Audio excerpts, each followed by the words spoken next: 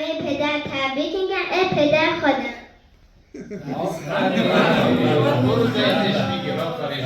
زهرای حکمت به زهرای محسنی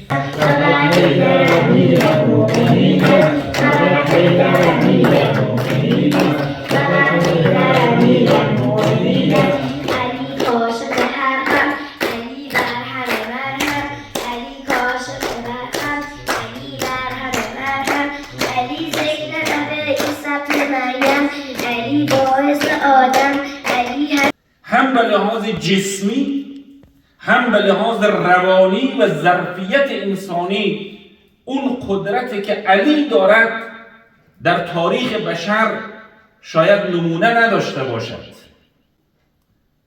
علی که در برابر هیچ پهلوانی تعلل نکرد، در برابر نامآورترین قهرمانان ذره ضعف از خود نشان نداد و پشت قوی ترین پهلوانان را در میدان رزم به زمین زد. هیچ شکستی در کارنامه علی نیست، هیچ ضعفی در کارنامه علی ثبت نشده. در محور امام علی علیه السلام باشد. جهت سلامتیشان صلوات ختم فرمایید.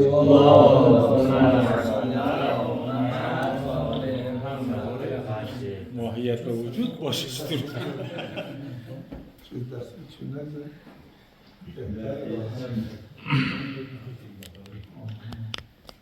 شادی ارواح انبیا، ائمه معصومین، خصوص مولا الموحدین امیر المؤمنین علی علیه السلام، شادی ارواح شهدا و صالحین، مؤمنین و مؤمنات، شادی ارواح اموات صاحب خانه، بر محمد و اهل بیت محمد بلند صلوات.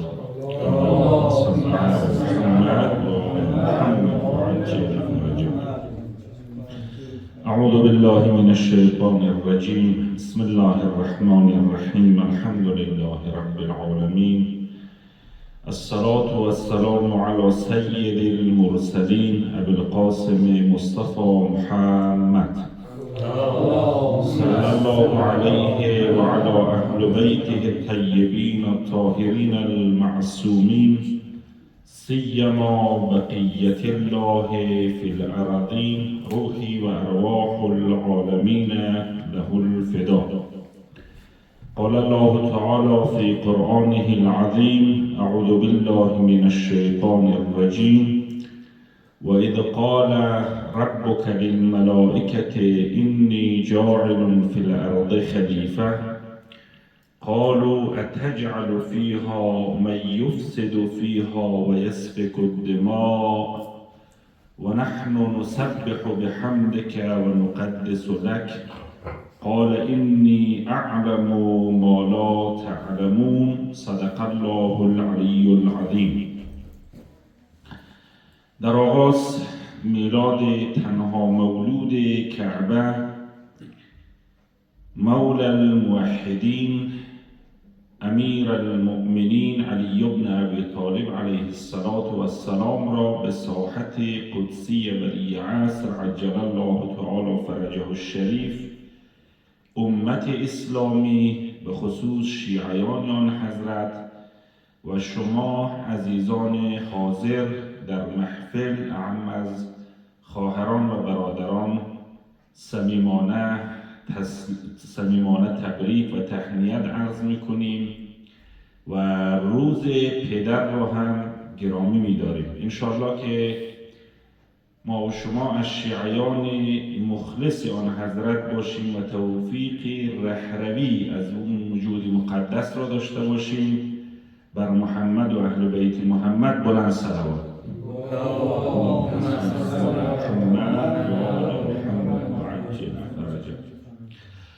خب ما مدت هاست که در افغانستان هستیم و متناسب با فضای اونجا صحبت کردیم و با همون فضا عادت کردیم.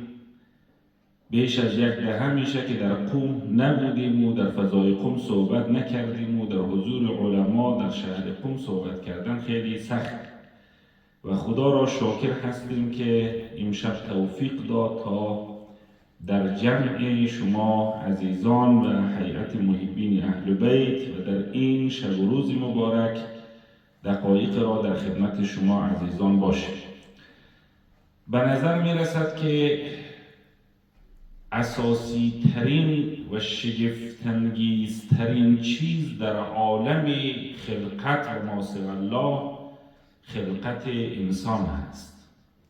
وقتی قرآن کریم را نگاه میکنیم، وقتی سخن از خلقت انسان به میان می آید، با جمله های بسیار شگفت‌انگیزی مواجه می شویم. یک جای وقتی داستان خلقت انسان را تعریف می کند، بعد خداوند تنها جایی که به خودش تبریک میگوید و آفرین میگوید فتبارک الله احسن الخالقین در مورد انسان، فرایند شکلگیری وجود انسان را از نطفه و بعد به همین صورت تا زمانی که ثم انشأناه خلقا آخر فتبارک الله احسن الخالقین، یا ولقد صورنا فاحسن صورکم. در مورد انسان میگه که ما خب به همه چیز صورت بخشی کردیم، به همه وجود دادیم، اما وقتی نوبت به انسان که میرسد میگوید فاحسن صورکم، دیگه شما بهترینید، نیکوترینید. یا در جای دیگر میفرماید لقد خلقنا الانسان فی احسن تقویم، بالاترین ساختار وجودی را، کاملترین ساختار وجودی را و زیباترین ساختار وجودی را ما به انسان دادیم. اما شاید مفصلترین داستان درباره خلقت انسان و شگفت‌انگیزترین حقایق درباره وجود انسان و فلسفه وجودی انسان از آیه 33 سوره بقره به بعد مطرح شده است در قرآن کریم. اون جایی که خداوند متعال می‌فرماید و اذ قال ربک للملائکة انی جاعل فی الارض خلیفه، خداوند متعال به فرشتگان گفت میخواهم خلیفه برای خودم خلق بکنم. یک عنوان را به کار برد که شاید این عنوان بیش از هر عنوان دیگر گویای مقام و منزلت و ظرفیت انسانه. یعنی در قرآن کریم وقتی نگاه بکنیم خلقت انسان را با عبارتهای مختلف بیان کرده، اما اون عنوانی که به علت رفعت مقام و سنگینی وزن و بار معناییش باعث شد که فرشتگان هم رشک ببرند، اون واژه خلیفه است. تا خداوند فرمود میخواهم برای خود خلیفه خلق بکنم، فرشتگانی که معصیت در اونها راه ندارن، عقل محضن، کمالن و در وجود عالم وجود موجودات نورانی و مقدس هستند که همش در حال سبوح قدوسون و ذکر خدا و تسبیح خداست. خب اونها رشک بردن که خدایا، حالا اعتراض کردن یا سوال کردن که خدایا ما با این همه قداست، نورانیت، حالا اینا به لحاظ محتوا عرض میکنم، ما چرا خلیفه نباشیم که این انسانی که قابلیت و ظرفیت این را دارد که خونخوارترین، خشنترین، بیرحمترین موجود در عالم خلقت باشد، این انسان خلیفه خدا شود. انسانی که وجودش سراسر میتواند معصیت باشد، گناه باشد، خب این قابلیت خلافت را دارد. اما خداوند متعال ادامه میدهد میگه چیزی را که من میدانم شما نمیدانید. انی اعلم ما لا تعلمون. و داستان ادامه پیدا میکند و علم الآدم اسماء کلها ثم عرضهم على الملائکه فقال انبئونی باسماء هؤلاء ان کنتم صادقین. به انسان و علم الآدم اسماء کلها، به انسان همه اسما را خداوند تعلیم کرد. واقعا در ذیل این آیه مرحوم علامه طباطبایی رضوان الله تعالی علیه غوغا کرده است. شاید یکی از داغ‌ترین و زیباترین و مرتفعترین جاهای تفسیر المیزان همین ذیل همین آیات است که این علم چه علمیه و این علمی به اسما چی بوده و با توجه به آیات متعدد اینجا یک بحث بسیار جالب را مطرح می کند که محتواش اینه که خداوند تمام حقایق را بر انسان عرضه کرد. تمام حقایق را بر انسان عرضه کرد و همه حقایق را به علم حضوری وجودش را برای انسان عرضه کرد و از حدود و مرزها ظرفیت و قابلیت انسان را فراتر برد. اینجاست که در خصوص معنای خلیفه بعد میآید با توجه به آیات معنای خلافت را بیان میکنند مفسرین که خلافت چیست. معمولا دو تا تفسیر در بین مفسرین برای خلافت بیان شده. یک معنای تفسیر خلافت یعنی کسی که کار خدایی میکند. خلیفه یعنی کسی که کار خدایی میتواند انجام بدهد. دقیقا همون چیزی که ما میگیم ملا و خلیفه ملا. ملا چی وظایفی دارد، چی کارهایی رو باید انجام بدهد و میتواند انجام بدهد، خلیفه او هم همین کار را میکند. وقتی میگیم خلیفت الله یعنی خداوندگاری انسان. انسان به اذن خداوند، به فضل خداوند به جایی میرسد که میتواند در تمامی کائنات و تمامی عوالم وجود ولایت داشته باشد، هم ولایت تکوینی هم ولایت تشریعی. لذا خلافت یعنی ولایت، یعنی همون مقامی که انما ولیکم الله و رسوله والذین آمنوا الذین یقیمون الصلاة و یؤتون الزکاة و هم راکعون. ولی شما خداست و رسول خدا و کسی که در حال رکوع انفاق کرد در راه خدا، که به اتفاق مفسرین شیعه و سنی مصداق بارز و شأن نزول این آیه وجود مقدس امیر المؤمنین علی بن ابی طالب علیه السلام باشد. خلیفه یعنی کسی که به مقام میرسد که به اذن خدا و توفیق الهی او توان و حق تصرف در همه کائنات را دارد و امر او امر خداست. اطیعوا الله و اطیعوا الرسول و اولو الامر منکم، که اطاعت از امر او اطاعت از خداست، اطاعت از رسول و اطاعت از خداست. به این مقام میرسد.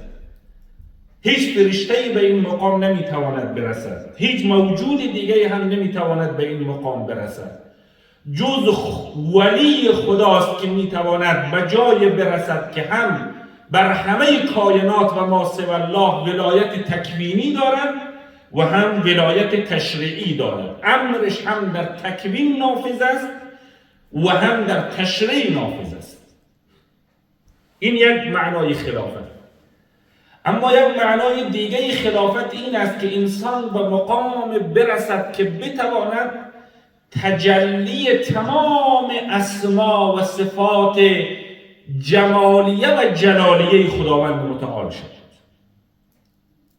تمام اسما و صفات جلالیه و جمالیه خداوند متعال را در وجود خودش به صورت روشن تجلی داده باشد، نشان داده باشد. خداوند متعال مثل نداره، لیس کمثله شیء، هیچ موجود را اعم از انسان غیر انسان نمیتوان با خدا مقایسه کرد.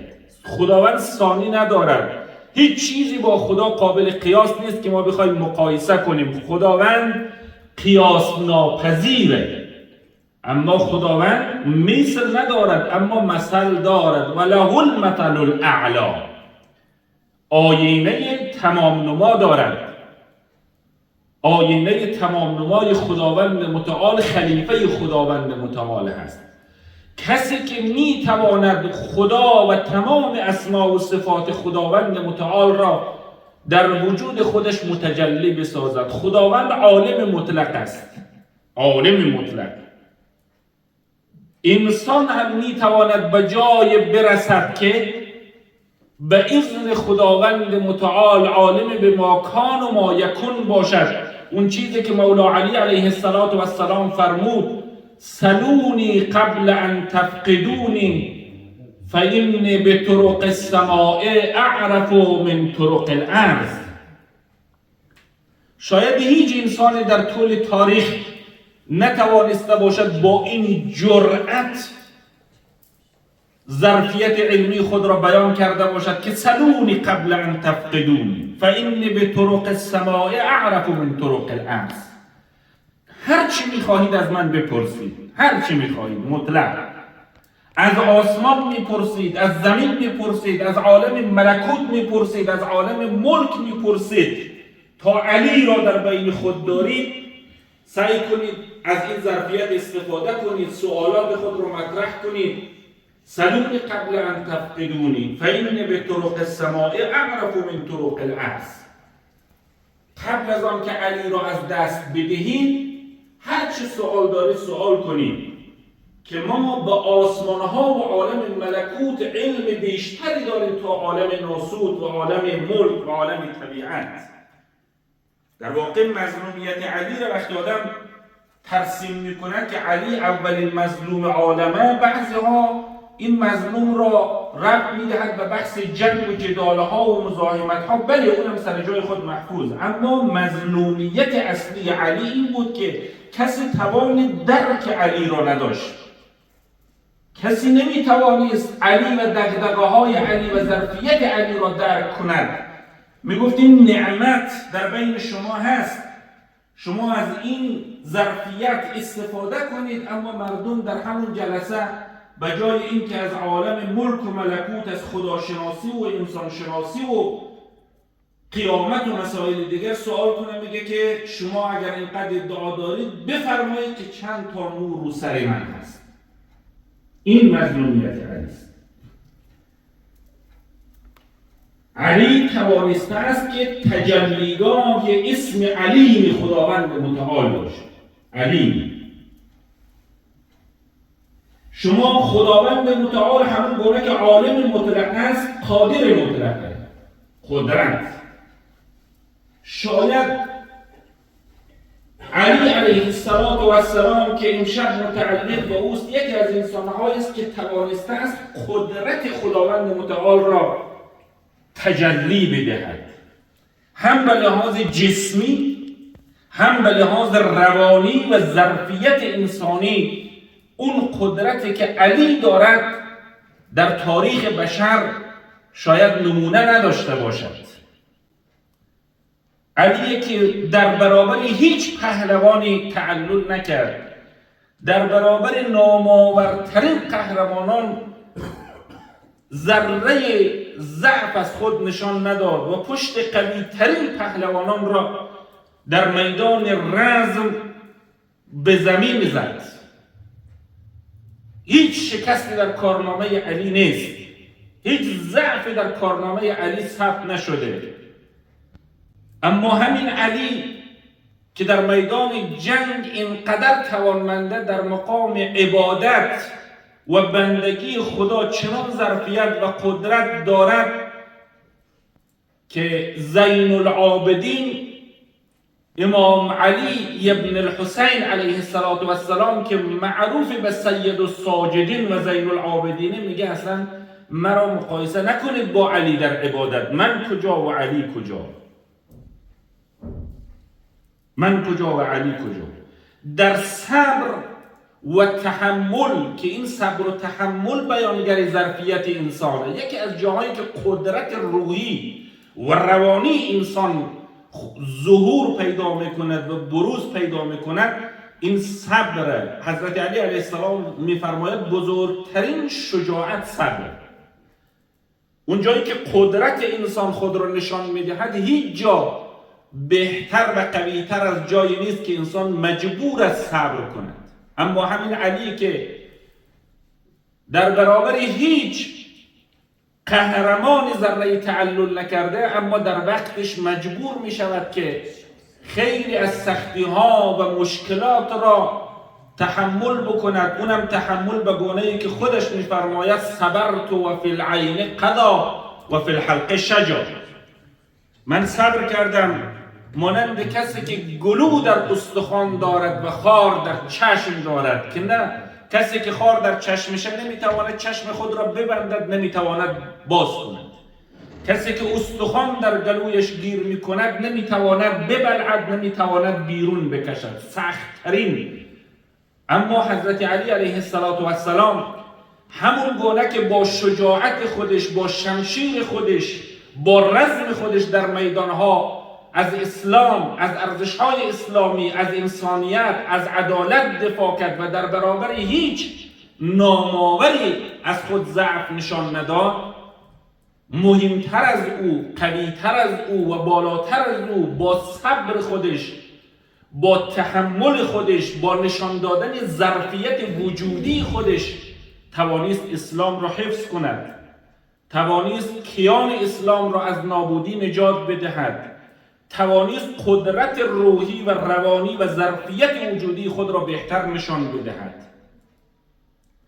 شاید صبر علی علیه السلام هم سختیش، هم کارآمدیش، هم ظرفیتش به مراتب مؤثرتر و مهمتر و سنگینتر از رزم او در حنین و در جنگ احد و خیبر و خندق و امثالهم بود. درست او خیبر شکن است،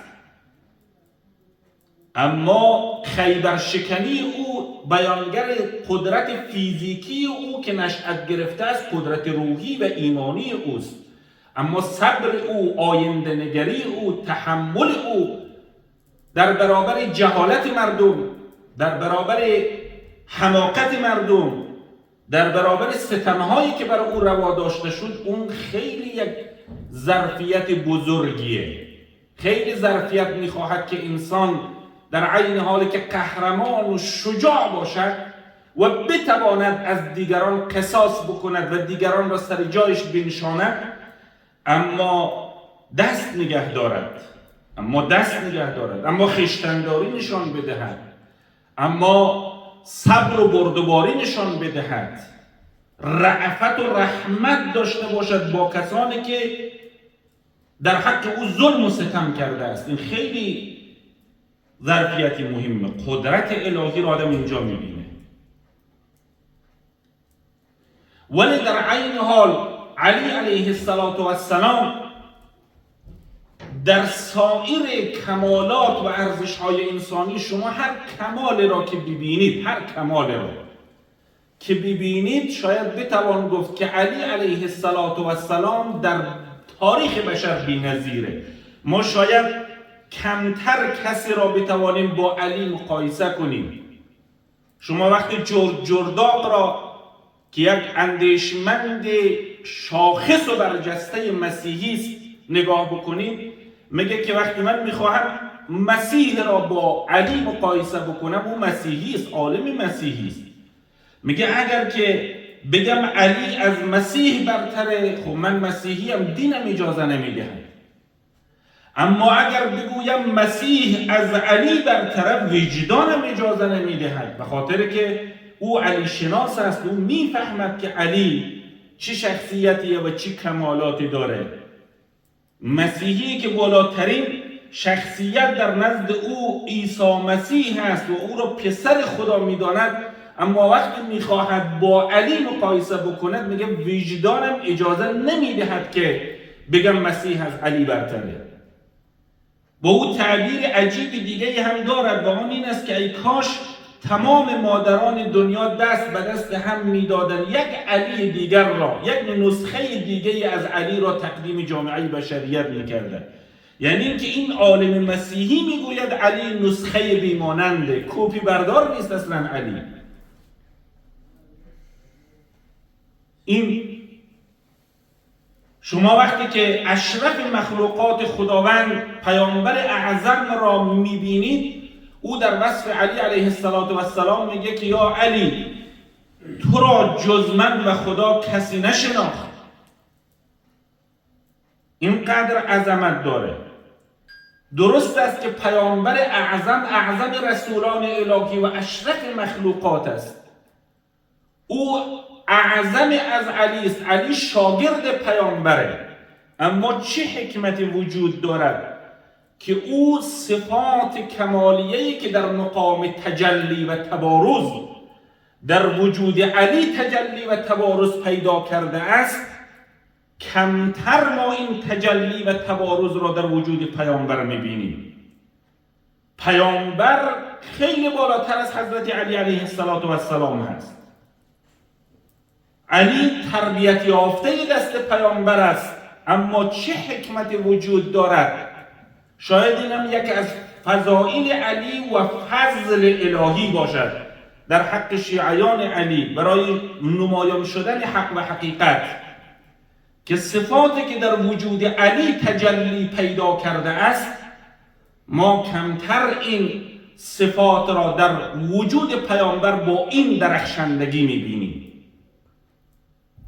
علی شخصیتی است که شما وقتی عدالت را به عنوان اساسی ترین اصل اعتقادی و اساسی ترین اصل اجتماعی و اساسی ترین اصل اخلاقی و مبنای همه ارزش های انسانی وقتی نگاه میکنید، حالا ما نمیگیم به عنوان یک طلبه، اون مسیحی میگوید الامام علی صوت العدالت الانسانیه، کتابش رو اساساً نامش رو میگذاره که امام علی صدای عدالت انسانی، او کسی که عدالت در وجود او تجلی کرد، تجسم پیدا کرد و او تجلی اسم عادل خداوند متعال شد، او علی است. علی علیه السلام هست. شاید در تاریخ هیچ انسانی به اندازه علی علیه السلام نتوانست تجلی دهنده اسم عادل خداوند متعال باشد. تجسم عدالت. او علی تجسم رأفت الهیه.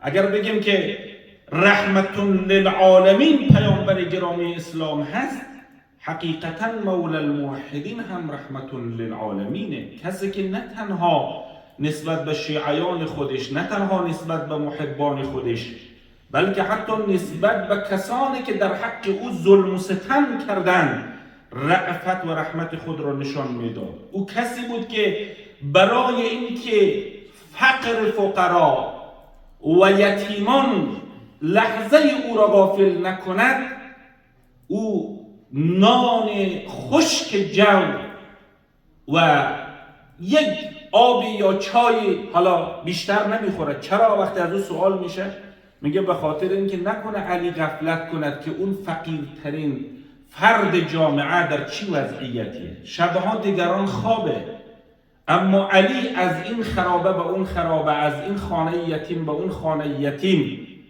چنان خرجین غذا را حمل میکنه که علامت این خرجین همیشه بر شانه علی می نشیند. این علی، او در حالی که پادشاه نصف زمینه یا یک سوم زمین در شرایط زندگی می کند که یک سوم دنیا تحت قلمرو علی است، او می تواند به گفته خودش که از مغز گندم فقط تغذیه کند، می تواند نرمترین رخت خوابه ها و بالاترین تسهیلات و امکانات را داشته باشد، اما علی در عین حالی که خلیفه مسلمینه حاکم بر نصف جهان یا 1/3 جهانه، اون نان جو غذای علی هست. او شبها دیگران که میخوابد، او از این خرابه با اون خرابه و از این خانه یتیم به خانه یتیمی دیگر غذا حمل میکند. این علی اون چنان شفقت و رحمت در وجود او تجلی میکند که وقتی یتیمی را میبیند ناخواسته زانوی او شل میشود، در برابر یک یتیم زانو میزند و او را در آغوش میگیرد و او را نوازش میدهد، دلداری میدهد که من پدر شما هستم. چنین انسانی در تاریخ بشر کمتر ثبت شده است. در مقام بیان حقیقتا حضرت علی علیه السلام به معنای واقعی کلمه امیر بیانه. الذی علم بالقلم علم الانسان ما لم یعلم. اون خدایی که علم البیان هست، الرحمن علم البیان. این بیان بیش از هر شخصیت دیگر در وجود مولا علی علیه السلام تجلی پیدا کرده. پیامبر گرامی اسلام هم تجلیگاه بیان الهی بود، اما این صفت در وجود علی علیه السلام بسیار بیشتر تبارز و تجلی پیدا کرده. بنابراین اون خلافتی که فرشتگان بر آن رشک بردن و غبطه خوردن و حسرت اون مقام را خوردن، او خلافت یعنی این که انسان به مقام برسد که بتواند تمامی اسما و صفات خداوند متعال را در وجود خودش تجلی بدهد، تجلیگاه همه کمالات و همه اسما و صفات حسنای خداوند متعال شود. و در تاریخ بشر شاید علی علیه السلام منحصر به فرد است در این قسمت که او توانسته تمام اسما و صفات خداوند متعال را در وجود خودش تجلی بدهد. اگر ما بخوایم انسان کامل را معرفی کنیم که در تمام جهاد، در تمام ابعاد کامل باشد، خدا کامل مطلقه، علی را نباید با خدا مقایسه کرد، نمیتوان با خدا مقایسه کرد، هیچ موجود را نباید مقایسه کرد. اما اگر قرار باشد برای کامل مطلق که خداوند متعاله یک تجلیگاه مطلق، یک انسان کامل که توانسته باشد آینه تمام نمای حق باشد معرفی کنیم، او کسی نیست که برتر از علی علیه السلام باشد. بازم تأکید میکنم پیامبر گرامی اسلام بسیار برتر از حضرت علی علیه السلام است. علی در پرورده اوست، اما چه حکمتی، چه دلیلی وجود دارد که این اسم اسمای خداوند و این خلافت در وجود علی علیه السلام تجلی بیشتر و روشنتر و واضحتری داشته. شاید اینم یک از مصادیق فضل الهی است برای اینکه برای بندگان خودش مسیر حق را نشان بدهد تا حجت بر همه تمام باشد، تا نیاید کسی بحث کند از فضیلت علی و دیگران، تا کسی نیاید بگوید بر ما حقیقت روشن نبود. علی مع الحق والحق مع علی یدور حیث ما دار. اون چیزی که پیامبر گرامی اسلام فرمود. ما خدا را 1000 بار باید شاکر باشیم که چنین نعمتی داریم، چنین الگوی داریم.